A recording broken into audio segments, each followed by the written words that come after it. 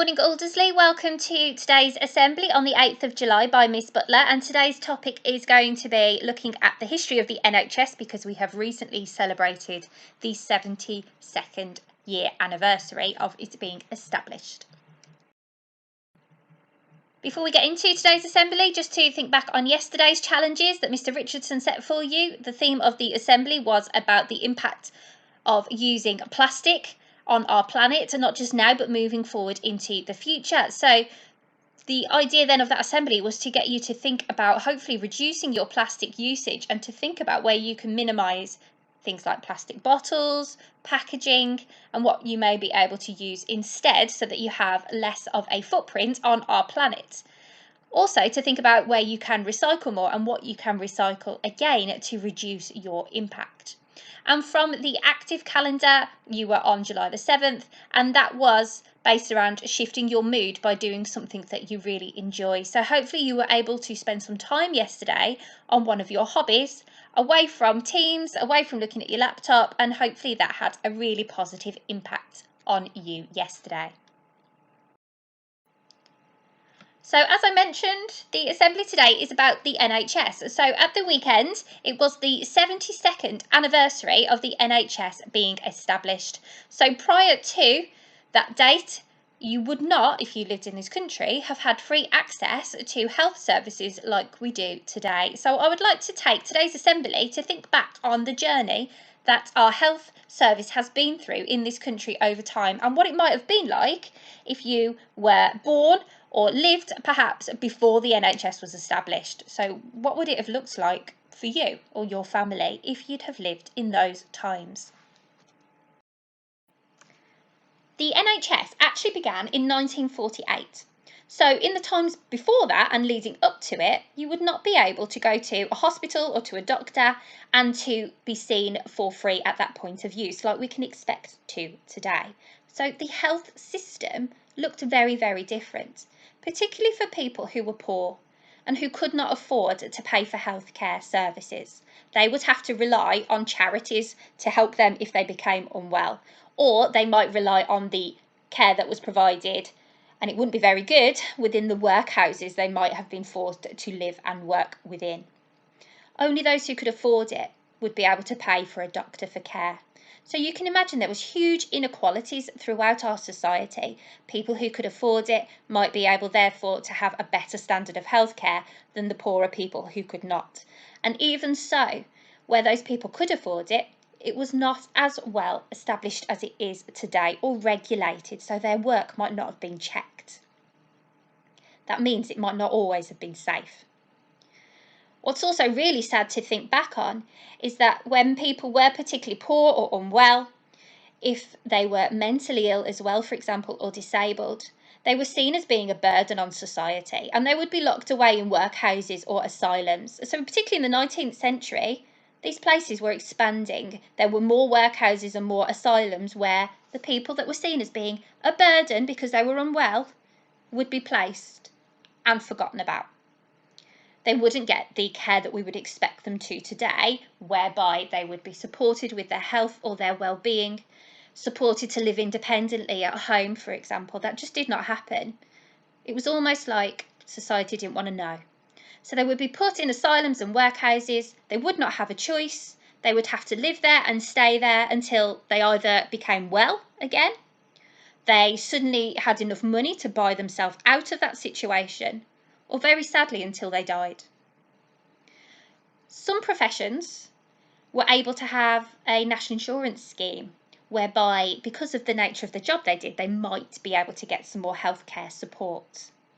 But on the whole, there was no system of healthcare for everyone that anybody, regardless of where they lived or what their economic background was, would be able to access. So you can imagine the amount of deaths, the amount of illness was rife.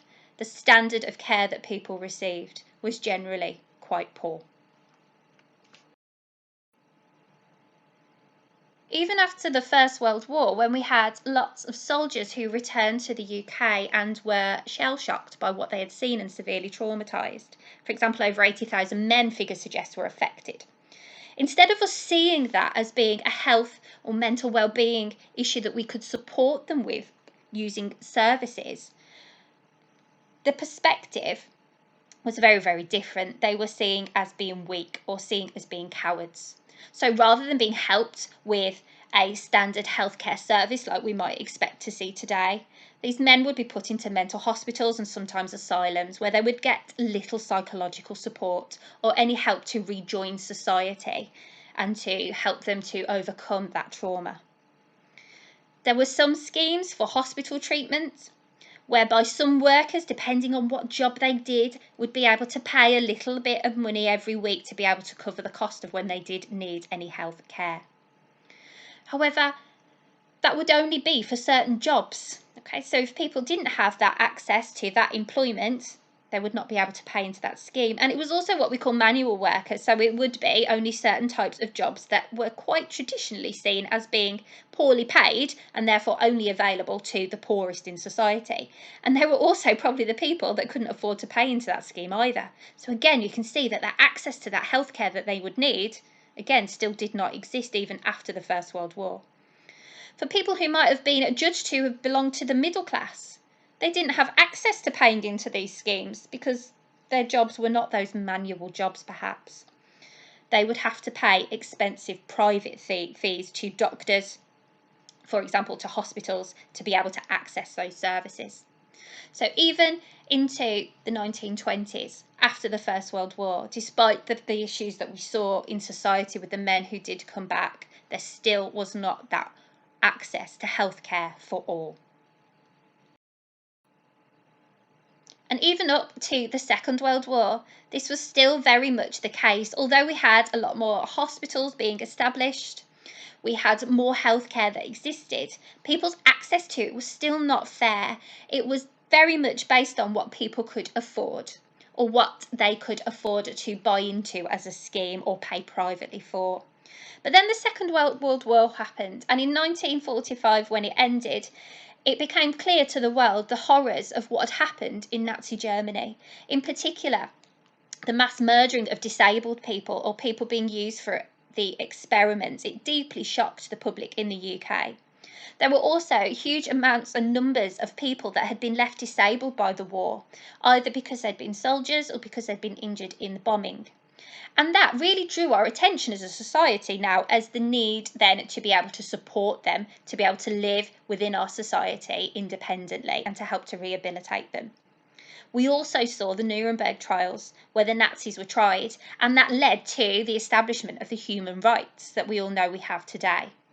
And because of this event happening, because of the findings after the end of the Second World War, it became clear that we needed to address the healthcare system in this country to be able to support the country and to support the people who'd been affected to recover and to be able to contribute to society and to be able to live independently. That takes us up then to the end of the Second World War, and in the year following, 1946, when the National Health Service Act was set up. So this was the law that said there would be a National Health Service that would be free for people to use. Although they would pay for it by taxes, when they needed to go to hospital or when they needed to see a doctor, they would not need to have paid for it up front or to pay for it at that point in time. And that for everybody within the UK, they would be entitled to it.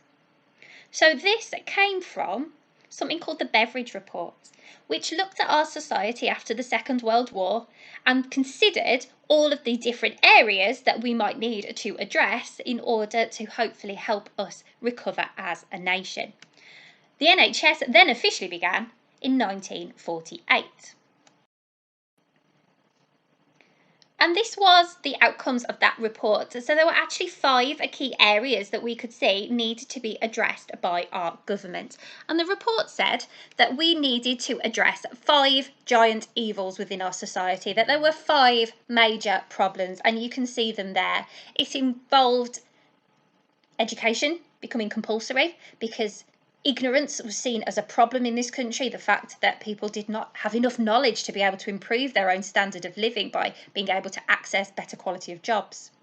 There was squalor because of the bombing and people were living in horrendous poverty, and so we needed to have new council housing built.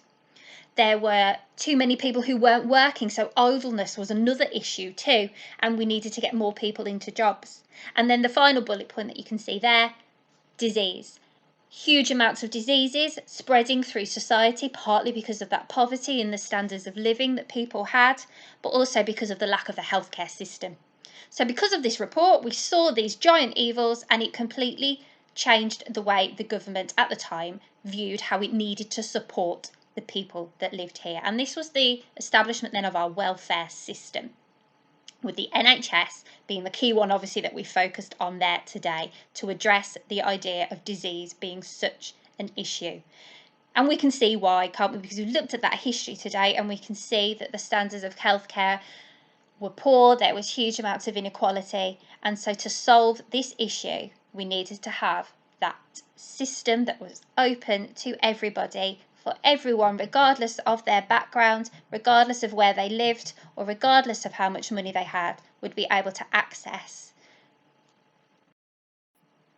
So if we jump forward to think about everything that's available to us on the NHS now, we can kind of reflect about how lucky maybe we are, really, that we have got all of that there to support us as and when we might need it. There are a huge range of services that you might have already used into your life at this moment in time, or that you might need in the future. And yes, we pay for it, don't we, through our national insurance and taxation system, but we know that whenever we need it, it will be there for us. And it might not be a perfect system, there might be some waiting lists, but we know that we can get a really good quality care when we will need it at whatever point in our lives. So perhaps after 72 years of the NHS, we need to just think about, how lucky we are really that we have got those systems in place, and we have got the professionals there to support us when we do need it. And especially to think about those people who have sadly died because of the coronavirus that they have caught in the process of doing their job as an NHS key worker. So we are always grateful to all of our NHS staff, aren't we, and all of our key workers in this country, and particularly at this moment in time. And if you don't feel lucky enough with the NHS that we've got, because it isn't a perfect system, then just contrast that perhaps and do your own little bit of research to healthcare systems around the world, because the NHS is very unique. If you were to live in the United States of America, for example, then you would be reliant on health insurance, and that is often tied to the job that you've got, or you would need to pay for it yourself. So there are huge amounts of people within the United States of America who are not able to afford access to healthcare systems, and that is a similar situation around the world. And in fact, in some parts of the world, there isn't an established healthcare system that you could use to support you. You would still be reliant on charities like you would have been in the UK at the beginning of the 20th century. So we can see again just how lucky we are there if we compare ourselves to other countries where you would need to organise your own health insurance or pay for private care. In some countries, there is still that government support, but the amount is very varied. So for today's challenges then, I would like you to think a little bit more about the positive impact that the introduction of the NHS had on our society. So there is a short YouTube clip for you to watch there, and there will be people who remember it being introduced at the time explaining to you how amazing it was to suddenly have this system that you could use and not have to pay for. Because remember, people at the time were used to being rationed and to even not having enough food to eat. So to have that introduced was a huge benefit to our society. Another challenge is to go to the Health Careers website there to see if any of those jobs are of interest to you. If you've not considered careers within the NHS before, it's still worth having a little look, because there is a huge variety of jobs that are available beyond the ones that you might already automatically know about, like being a doctor or a nurse. There's a wide range of careers other than those professions that might be of interest to you. And finally, make sure that you say thank you to somebody who you know, perhaps who works for the NHS, for their contribution as well ongoing to that system and service within our society.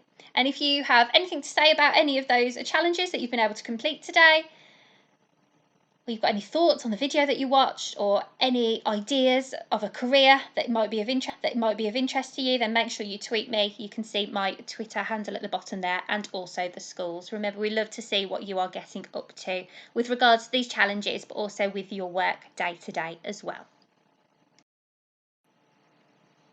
And don't forget about the resilience calendar here. So jump back July for today, the 8th of July.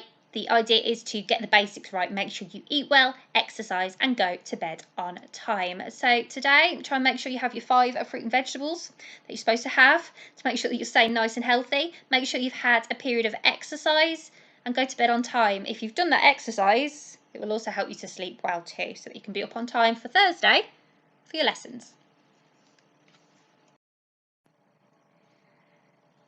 Don't forget, guys, to keep safe at all times. Don't forget that we are on Teams to support you between the hours of 8 a.m. and 4 p.m. on the weekdays. So make sure that you get in touch with us. The email addresses that you need are all listed for you there. Please remember that outside of those hours, there will be no response to anything that you post on Teams. So you need to look at the signing off messages that all your teachers put, and there are all the phone numbers and email addresses of all the different types of support that you might need. So don't forget to use those. Don't forget to get in touch if you ever need anything with one of your teachers during the day, or one of those agencies outside of the school day or weekends. And that's the end of our assembly for today. So have a lovely day, Team Aldersley. I hope you enjoy your lessons. Don't forget to tweet us and let us know exactly what you're getting up to. And don't forget to tell me how you have got on with those challenges too.